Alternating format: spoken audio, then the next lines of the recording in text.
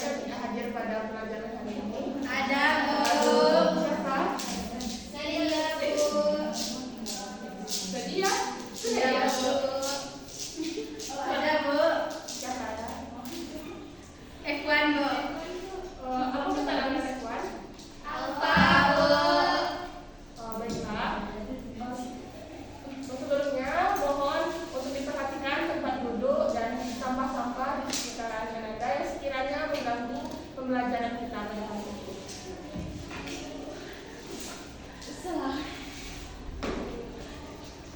Baiklah, pembelajaran kita hari ini mengenai hutang piutang, kiwalah, gadai, sewa menyewa, dan hutang.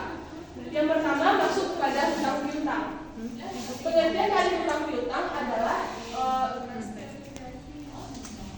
hutang piutang adalah memberikan suatu benda kepada orang lain dengan janji akan mengembalikan sesuai dengan kasarnya. Dalam kehidupan kita sehari-hari, tentunya hutang piutang ini sudah sangat lumrah terjadi. Bahkan kita sendiri juga pernah mengalami transaksi hutang piutang. Contoh dari hutang piutang adalah misalnya Pratiwi sedang dalam kesulitan ekonominya, lalu Pratiwi meminjam uang kepada Suci Rahmayuni untuk memenuhi kebutuhan hidupnya pada saat itu. Yang kedua masuk kepada rukun dari hutang piutang itu sendiri. Rukun dari hutang piutang itu ada 4. Yang pertama, orang yang berhutang. Jika kita masuk kepada contoh yang tadi, maka orang yang berhutang itu adalah Pratiwi, sedangkan orang yang memberikan hutang adalah Suci Rahmayuni. Yang kedua yaitu lafaz dari hutang piutang. Contohnya, Suci Rahmayuni mengatakan kepada Pratiwi bahwa dia meminjamkan uangnya kepada Pratiwi dengan batas waktu sampai hari Kamis. Dan Pratiwi juga mengucapkan lafaz dari akad hutang piutang ini dengan lafaz saya mengaku berhutang kepada Suci Rahmayuni sampai batas waktu hari Kamis. Yang ketiga, hukum dari hutang piutang ini adalah barang yang dihutangkan. Jika kita ambil contoh dari yang tadi bahwa barang yang dihutangkan ini adalah uang. Yang keempat, batas waktu. Batas waktu dari contoh tadi adalah hari Kamis. Sebenarnya, hutang piutang ini sudah sangat marak di kehidupan masyarakat karena pada dasarnya hutang piutang ini adalah sikap saling tolong menolong dalam kehidupan.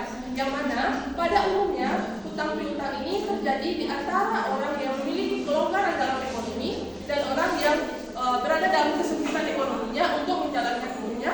Maka orang yang sedang dalam kesulitan tersebut meminjam uang kepada orang yang berada dalam kelonggaran ekonominya.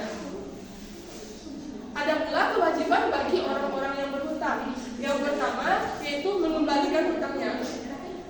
Orang yang berhutang tadi wajib mengembalikan hutangnya sesuai dengan waktu yang telah ditentukan.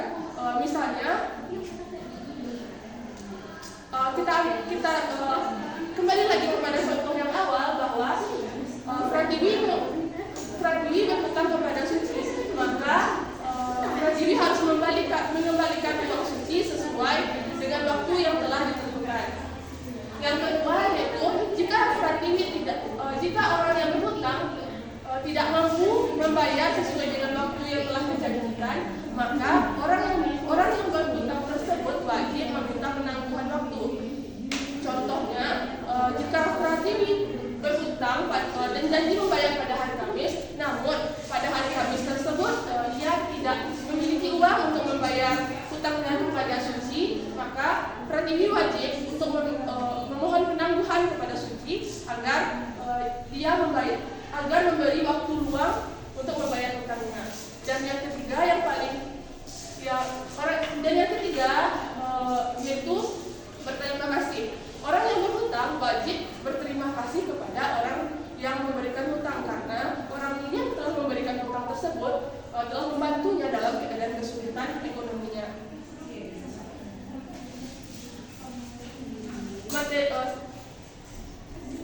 Hukum dari hutang piutang ini ada 3. Yang pertama mubah, yang kedua sunnah, dan yang ketiga wajib.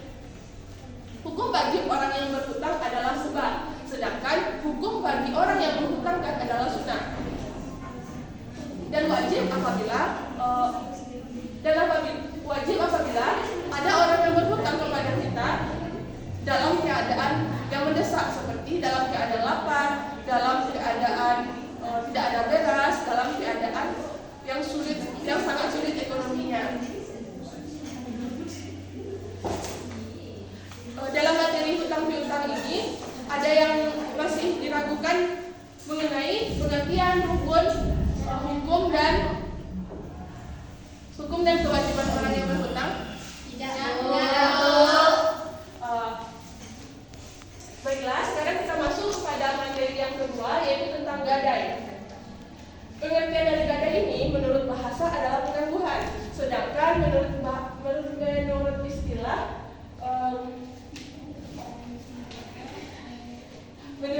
gadai adalah penyerahan suatu barang kepada orang lain untuk maksud mendapatkan pinjaman dari orang tersebut. Biasanya gadai ini dalam berbentuk lembaga seperti lembaga pegadaian. Contohnya, misalnya Dinda memerlukan uang dengan menggadaikan handphonenya seharga. Misalnya Dinda memerlukan uang sebesar 5 juta, lalu Dinda menggadaikan HP-nya yang seharga 3 juta. Itu yang dinamakan transaksi gadai. Hukum dari gadai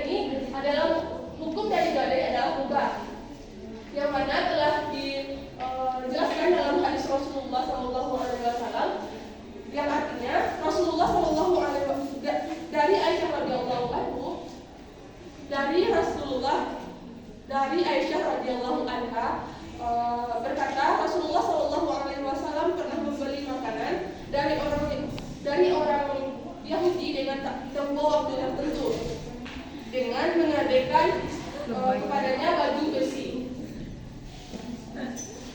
Yang ketiga, masuk pada rukun dari gadai itu sendiri. Rukun dari gadai itu ada sigat adalah ijab dan kabul dari pergadaian.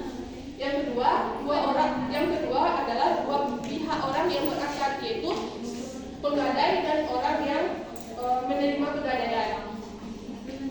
Yang ketiga, objek akad dari gadai yang meliputi barang yang digadaikan dan uang yang dipinjamkan.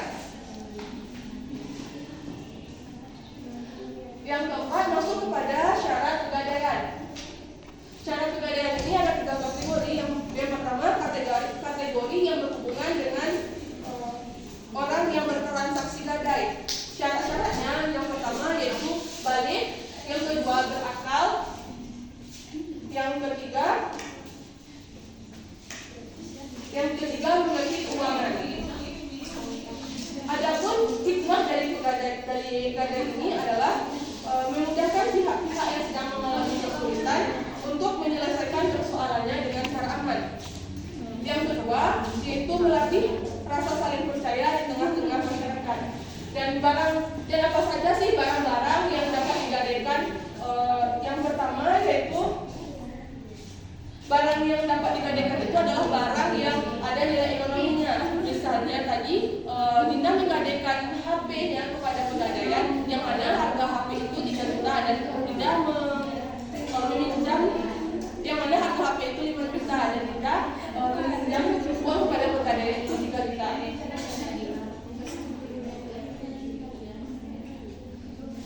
Yang mana barang yang telah digadaikan tersebut, apabila Dinda tidak dapat membayarnya, maka pegadaian itu bisa menjual uang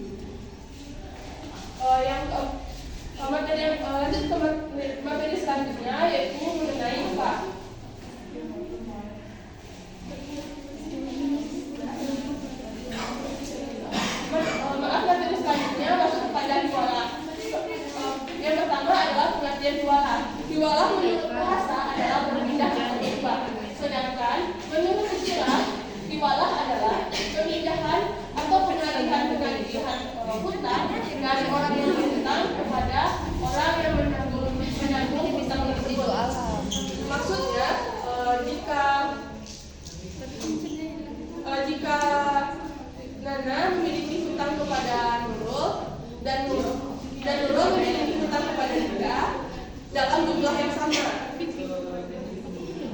Misalnya hutang Nana kepada Nurul itu sebesar 5.000 dan hutang Nurul kepada Dinda juga 5.000. Nah, di sini tiwalanya adalah ketika Nurul meminta uangnya kepada Nana, maka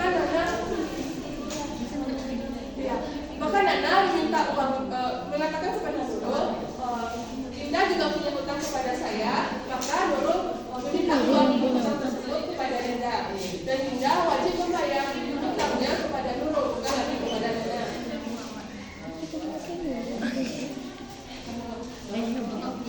Yang kedua yaitu syarat, yaitu rukun dari tiwala. Yang pertama,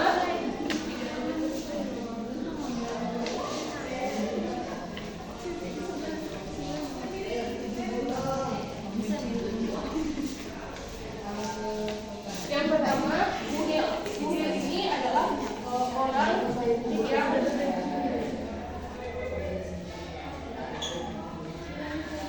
yang pertama adalah muhil, yaitu orang yang memindahkan kekayaan atau orang yang berhutang. Yang kedua adalah muhal, yaitu orang yang mempunyai hutang.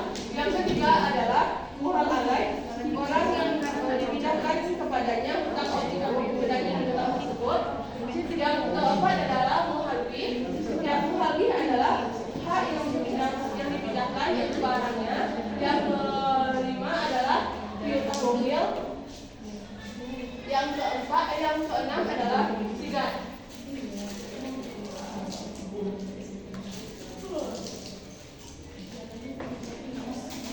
Ya, selanjutnya masuk kepada syarat-syarat dari tiwala. Syarat-syarat dari tiwala terbagi kepada 4 kategori. Yang pertama, syarat muhil. Syarat muhil ini adalah muhil tersebut mampu melaksanakan akad atau kontrak. Yang kedua, kerelaan seorang muhil. Ya. Yang kedua, kerelaan seorang muhil. Syarat yang kedua adalah syarat dari muhal. Syarat dari muhal ini ada 3. Yang pertama, muhal harus memiliki kemampuan untuk melaksanakan kontrak. Yang kedua, kerelaan karena didesak jika seorang muhal dipaksa. Yang ketiga, muhal bersedia menerima akad dari tiwalanya. Syarat yang selanjutnya adalah syarat dari muhal alai. Syarat dari muhal alai ini adalah balik dan berakal. Yang kedua, kerelaan hatinya karena tidak boleh dipaksakan. Yang ketiga, muhal alai menerima akad tiwala dalam majelis atau dalam keluarga.